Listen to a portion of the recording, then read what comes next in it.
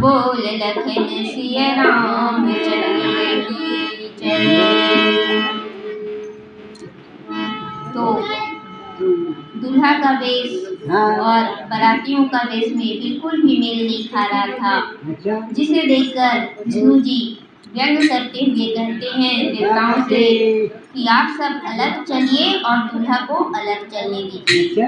तो शिव जी जब देखे कि वे अकेले हो गए, तब उन्होंने अपने सारे गणों को बुला कर ले आए, जिसमें भूत पिशाच सब शामिल थे और सब बड़े मौजी थे। सब मौजी भूतगण जो है नाचते और गाते हुए जा रहे थे हिमाचल की नगरी शिव जी के बारात में शामिल होकर। तो वे सब बेढंगे थे पर उनके वचन बहुत अद्भुत थे। तो तुलसीदास जी कहते हैं जस दुलहु तसी बनी बराता, कौतुक विदित होई मज जाता। इहाँ हिमाचल रचेउ बिताना, अति विचित्र नहीं जाई बखाना। तुलसीदास जी कहते हैं कि अब जाके जो है शिव जी की बारात के लायक हुआ है। तो अब जैसा दूल्हा था वैसे ही बारात भी सज गई। तो इस प्रकार से अब दूल्हा के अनुरूप बारात हो गई और जो बारात है वे मार्ग में जाते हुए बहुत प्रकार के खेल करने लगे, भांति भांति के खेल जो है मार्ग में होने लगे। तो यहाँ इधर फिर कहते हैं कि हिमाचल जो है वो बहुत ही विचित्र मंडप सजाया हुआ था, बहुत ही विचित्र मंडप जो है विवाह के लिए बनवाया हुआ था, जिसका वर्णन नहीं किया जा सकता। हिमाचल जी ने जो मंडप बनाया है उस मंडप का वर्णन शब्दों में नहीं किया जा सकता। इतना सुंदर, इतना विचित्र जो है सारे जगत के माता पिता शिव जी और पार्वती के विवाह के लिए बना था। आगे कहते हैं सैल सकल जहाँ लगी जग माही, लघु विशाल नहीं बरनी सिराही। बन सागर सब नदी तलावा, हिमगिरि सब कहुने बत बढ़ावा। तो जितने भी छोटे बड़े पर्वत इस संसार में थे, हिमाचल जी ने उन सब को न्योता भेजा, विवाह का न्योता उन सब को भेजा। तो जिनका वर्णन करना कठिन है, इतने जो छोटे बड़े संसार में सारे पर्वत हैं, उन सब को विवाह का न्योता हिमाचल जी के द्वारा भेजा गया। वन, समुद्र, नदियाँ और तालाब, इन सब को भी हिमाचल जी ने विवाह का न्योता भेजा। तो आगे कहते हैं काम रूप सुंदर तन धारी, सहित समाज सहित वर नारी। गए सकल तुहिना चल गेहा, गावई मंगल सहित सनेहा। तो वे जो छोटे बड़े पर्वत थे और नदी तालाब समुद्र जितने भी थे, वन सभी जो है इच्छा अनुरूप रूप अपने इच्छा के अनुसार रूप धारण किए और सुंदर शरीर धारण किए। और इस प्रकार सुंदर रूप और सुंदर शरीर धारण करके सब के सब जो हैं अपने परिवार के सहित, अपने सुंदर सुंदर पत्नियों के सहित शिव जी के विवाह देखने के लिए, शिव जी के विवाह में शामिल होने के लिए हिमाचल जी के यहाँ आ गए।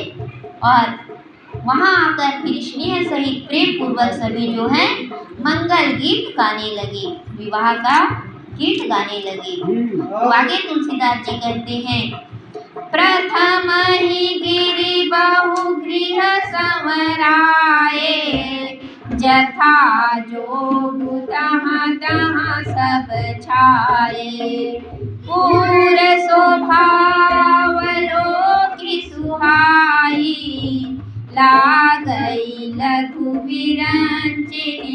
नाई।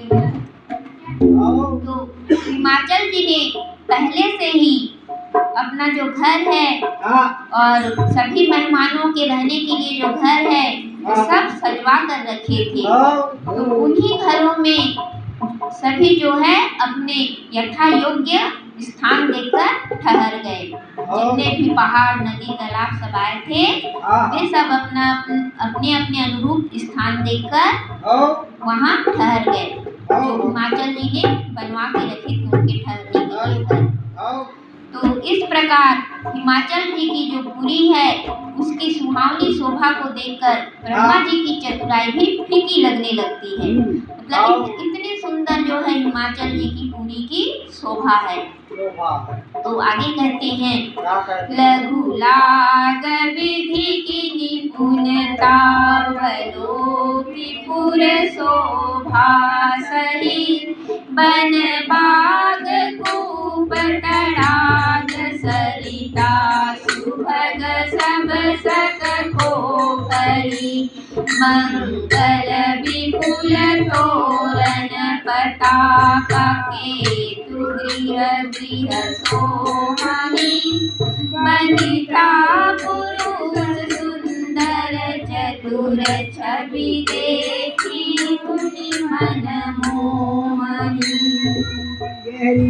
तो तुलसीदास जी कहते हैं कि हिमाचल जी की जो नगर है उस नगर की शोभा को देखकर ब्रह्मा जी की चतुराई भी सचमुच ही फीकी लगने लगती है। मतलब इतना सुंदर जो है उनकी नगरी की शोभा है। वन बाग कुएं तालाब और नदियाँ इन सब की शोभा कौन कह सकता है, एक से एक सुशोभित है, एक से एक सुंदर है। तो इनकी शोभा शब्दों में वर्णन नहीं किया जा सकता, इनकी शोभा जो है कोई कह नहीं सकता, इतने सुंदर है सब। हिमाचल की नगरी के वन बाग कुएं तालाब नदी सब इतने सुंदर हैं। घर घर में मंगल तोरण पताका और ध्वजा जो है सुशोभित है। हिमाचल जी की नगरी में जितने भी घर हैं लोगों के, सभी के हर घर में जो है मंगल तोरण पताका और ध्वजा सजा कर रखे हैं, क्योंकि जगत की माता पार्वती जी का विवाह होना है उस पुरी में। तो सुंदर और चतुर जो स्त्री पुरुष है उस नगरी के, उन सब की छवि इतनी सुंदर है, मतलब इतने रूपवान रूपवती हैं सब कि उनको देखकर मुनि जो ईश्वर के ध्यान पूजन में लगे रहते हैं, समाधि में लगे रहते हैं, उन सब के मन भी उनको देखकर मोहित हो जाते हैं। इतने सुंदर सुंदर जो है हिमाचल जी की नगरी के स्त्री पुरुष की छवि है। तो इस प्रकार तुलसीदास जी आगे कहते हैं, जगदम्बा जहाँ अवतरी सोपुर करनी की जाई, देख श्रेष्ठ संपत्ति सुख नित नूतन अधिकाई, लखन सिया रामचंद्र की जय।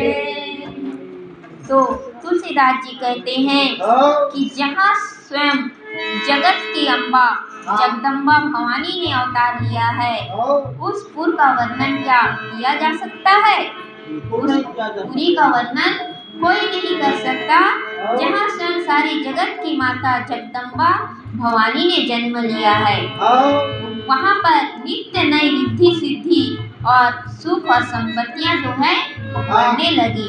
जहाँ माता पार्वती ने जन्म लिया है वहाँ मतलब नित्य नई रिद्धि सिद्धि और सुख संपत्ति जितनी है सब बढ़ने लगी।